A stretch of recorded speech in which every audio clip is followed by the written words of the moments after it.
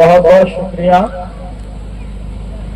मैं तो सोच रहा था कि कहीं और थोड़ी देर बैठना पड़ेगा, पर आपने तो जल्दी बुला लिया मुझे। बहुत बहुत धन्यवाद आपका।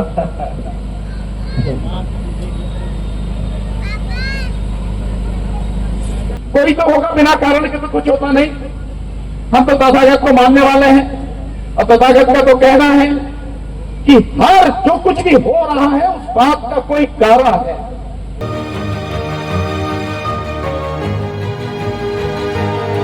बिना कारण के कुछ नहीं है, और कारण है तो परिणाम भी है, तो कुछ तो है इसके पीछे। बड़ी बड़ी बातें कही जा रही हैं और एक समाज विशेष को, समुदाय विशेष को, मुझे नाम लेने में दिक्कत नहीं, मुस्लिम समाज को निशाना बनाया जा रहा है। जैसा उन्होंने ये सब कुछ किया है, वे आतंकवादी का तो कोई धर्म नहीं होता, कोई भी हो सकता, लेकिन मुस्लिम समाज को टारगेट किया जा रहा है। और उसमें भी विशेषकर कश्मीर के जो बच्चे हैं, जो देश के अलग अलग कोनों में पढ़ रहे हैं, उनको टारगेट किया जा रहा है। हॉस्टल से निकाल के उन्हें भगाया जा रहा है, मारा पीटा जा रहा है, घरों से निकाल के उनको भगाया जा रहा है। ये कौन कर रहा? इस सब के करने से किसको फायदा हो रहा है? और ये सब करके हिंदू मुस्लिम कौन कर रहा है? कौन चाहता है हिंदू मुस्लिम करना? और इस देश में हिंदू मुस्लिम की राजनीति आखिर आज तक कितनी की है? कौन है इसके पीछे जिम्मेदार? मैं समझता हूं आप सब लोग बहुत अच्छी तरह से इस बात को जानते हैं। और ये बात इसलिए भी जरूरी हो जाती है कि इस देश का 56 मिलीमीटर वाला चौकीदार, जिसकी छाती 56 मिलीमीटर की है, वो ये कहता था कि नोटबंदी मैंने इसलिए की कि जाली नोट खत्म हो जाए, काला धन खत्म हो जाए और आतंकवाद खत्म हो जाए। तो आतंकवाद तुम्हारी चांद पे चढ़ के गोली मार रहा है, कहां गया भैया तुम्हारा वो? तुम्हारे वादे क्या हुए?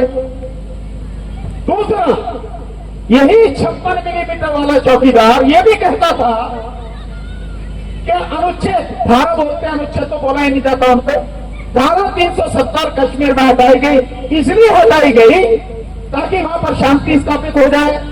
तो हो गई शांति स्थापित। और इससे भी गंभीर सवाल यह है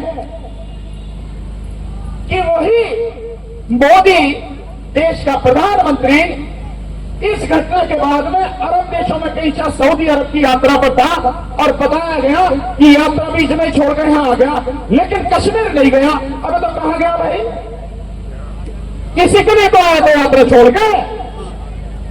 तो जिसके लिए यात्रा छोड़ कर आया वहां गया क्यों नहीं? कश्मीर क्यों नहीं गया? जिन परिवारों के लोग मारे गए उन परिवारों से मिलने क्यों नहीं गया? क्या कार्रवाई की? और यही नहीं, आके सर्वदलीय बैठक बुलाई, सभी दलों की बैठक बुलाई और खुद भाग गया। कहां भाग गया? अपनी चुनाव की रैली करने मधुबनी बिहार में। और उसके चेहरे पे जहां भी शिकन नहीं, आपने देखा होगा वो और नीतीश कैसे खूब मौज ले रहे हैं, हंस रहे हैं, गा रहे हैं, सबको मस्ती कर रहे हैं ना। ये बातें मैं आपको इसलिए समझा रहा हूं कि ये समझने की कोशिश करो कि इसके पीछे असली कौन है, असली आतंकवादी कौन है। क्या वही है जिनको बताया जा रहा है या कोई और है? थोड़ा सा और पीछे जाओ, जब 14 फरवरी 2019 में पुलवामा कांड हुआ था, ध्यान है आपको? जब पुलवामा कांड हुआ था तो उस दौरान भी मोदी वहां पे जिम कॉर्बेट पार्क में उत्तराखंड में फिल्म बना रहा था, डिस्कवरी चैनल के लिए फिल्म बना रहा था। और जब उसे बताया गया तो कह रहे कि बाजी का वहां वो नहीं मिला, उसका फोन नहीं मिला। अबे प्रधानमंत्री का फोन नहीं मिलेगा जो हर समय चालू होता है, फोन नहीं मिला। और ऐसा ही यहां हुआ कि जब पहलगांव में घटना हुई तो आपने देखा होगा कि जो व्यक्ति मरे हैं उनमें से एक ही बहन करी है, 1.5 घंटे तक कोई नहीं था, न पुलिस थी, न सेना थी और न ही फर्स्ट एड थी, कोई नहीं था। और इस 1.5 घंटे में बाकी जो हजारों की संख्या में वहां पर सैलानी थे, पर्यटक थे, घूमने जो लोग गए थे उन्हें बचाया किसने? उन्हें बचाया हमारे उन्हीं कश्मीरी मुसलमान भाइयों ने, जो घोड़े पर कच्चे पर लेकर उन्हें घुमाने लेके गए, उन्होंने बचाया। आपने देखा होगा एक व्यक्ति अपनी पीठ पर एक व्यक्ति को लेकर भाग रहा, उन्होंने बचाया जिनके प्रति नफरत फैलाई जा रही है। ये बात बताने का मेरा मकसद सिर्फ ये है, इस चीज को समझो आप, हालात कितने गंभीर हैं। कहीं ऐसा तो नहीं है कि ये जो काम सब कुछ हुआ है इसके पीछे दो बड़े कारण हों। एक, बिहार का चुनाव होने वाला है सितंबर अक्टूबर में। कहीं यही तो नहीं है किसी से पहले हिंदू मुस्लिम करके बंटवारा करो। हालांकि मोदी को चुनाव जीतने के लिए इनकी जरूरत नहीं हो, तो मशीन में जो है सब कुछ कर करा के जीत जाता है ईवीएम पे। इनके लोगों की जरूरत नहीं, वोटों की जरूरत नहीं। लेकिन ये सब करके ईवीएम में जब बेईमानी करेगा चुनाव आयोग के माध्यम से, तो ये हल्ला मचाया जाए क्योंकि हिंदू मुस्लिम की वजह से बंटवारा हो गया और मुसलमानों को छोड़ के सारे हिंदू एक हो गए, इसलिए हम बिहार जीत गए। ये साजिश तो नहीं है उसके पीछे के?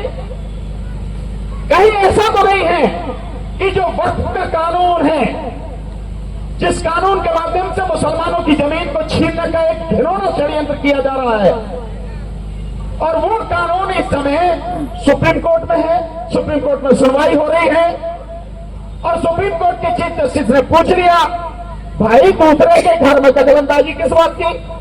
हिंदू धर्म में कोई दखलंदाजी कोई दूसरा नहीं कर सकता।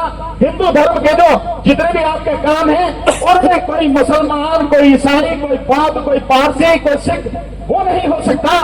तो तुम मुसलमानों के धार्मिक मामले में क्यों हस्तक्षेप कर रहे हो, क्यों अपने आदमी घुसा रहे हो?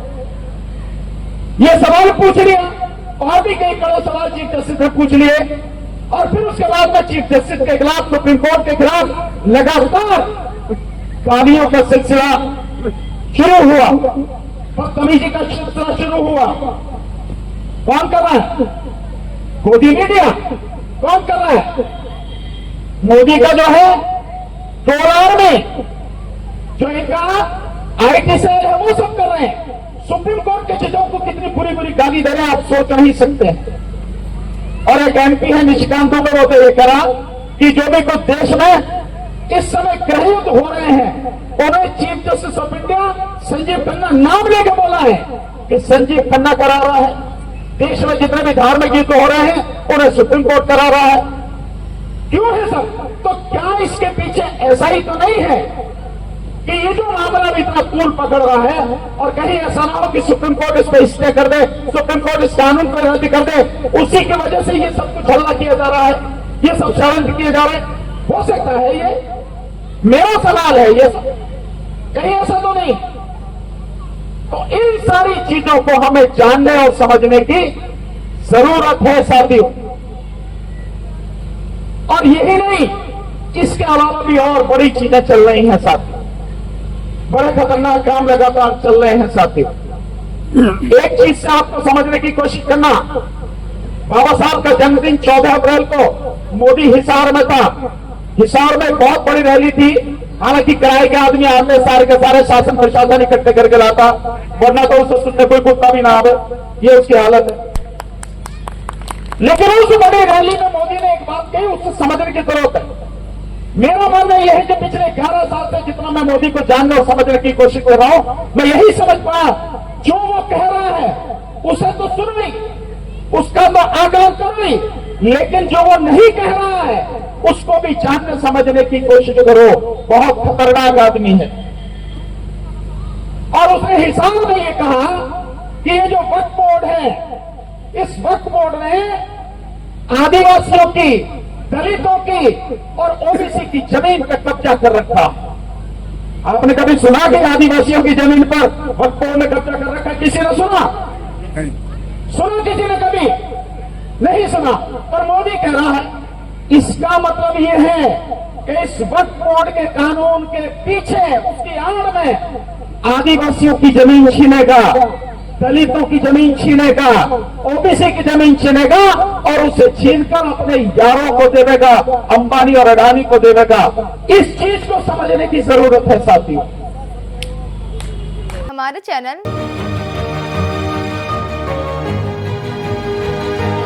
लाइक, शेयर, सब्सक्राइब देखना मत भूलिएगा। जय भीम, जय भारत, जय संविधान। नमो बुद्धाय। धन्यवाद। चैनल आर्थिक समस्या से गुजर रहा है। अगर आप बहुजन समाज में बाबा साहेब अम्बेडकर और तथागत बुद्ध की विचारधारा को अधिक से अधिक लोगों तक पहुंचाना चाहते हैं तो हमें आर्थिक सहयोग प्रदान करें, ताकि हम अपने चैनल के माध्यम से देश विदेश में समता, बंधुता, एकता और संवैधानिक अधिकारों को ज्यादा से ज्यादा लोगों तक पहुंचा सकें। आप अपनी सहायता राशि नीचे लिखे खाते में जमा करा सकते हैं। खाता धारक गौतम रत्ना, खाता संख्या 3169576865 IFSC कोड SBIN 0060336, बैंक भारतीय स्टेट बैंक। आप हमारे बैंक खाते का विवरण स्क्रीन पर भी देख सकते हैं। जय भीम, जय भीम। मैं गौतम रत्ना गौतम फिल्म्स प्रोडक्शन में आपका स्वागत करता हूं। आप हमारे प्रोडक्शन हाउस के अंदर अपना कैरियर बना सकते हैं as a film director, as a producer and actor and actress and editor and cinematographer also. अगर आपको फिल्म से रिलेटेड कुछ भी प्रोजेक्ट आपको बनवाना है तो हमारे पास में पूरा सेटअप है, जिसमें फिल्म कैमरा है, शूटिंग लाइट्स है और एडिटिंग है। सारा A to Z एक ही जगह पर आपको हमारे यहाँ पर मिल जाएगा। तो दोस्तों, आप हमें कांटेक्ट कर सकते हैं हमारे नंबर्स पर 9810085714